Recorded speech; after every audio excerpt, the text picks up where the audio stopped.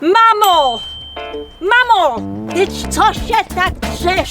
Ty Zawsze cię widzę. spóźniono. Nie, ja tego nie ścinia. Jakżeś ty się to dzisiaj Matka, ja już nie mam te zaciścia.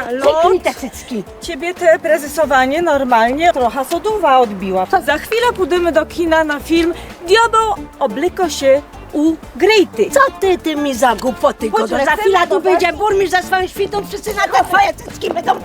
Wszyscy już stoją i czekają, rozumiesz? Pójdź tu pójdź.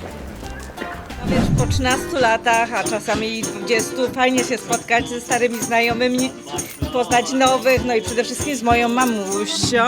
Ja moja teraz spotykam po 13 zmierzło. Pierwszy raz po 13 latach ona mnie widzi ją. Ponad 20 lat temu wcześniej pierwszy raz była jakaś tutaj...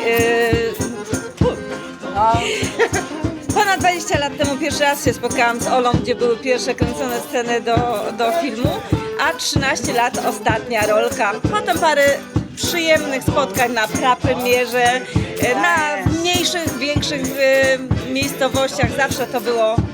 Ale patrz, mieszkamy blisko siebie, a w sumie się nie widujemy. Ale abym na drodze cię spotkała, to bych cię poznała, na pewno. Filmu niezależnego, filmy śląskie i nie tylko. Zasubskrybuj nasz kanał na YouTube i zaobserwuj na Facebooku.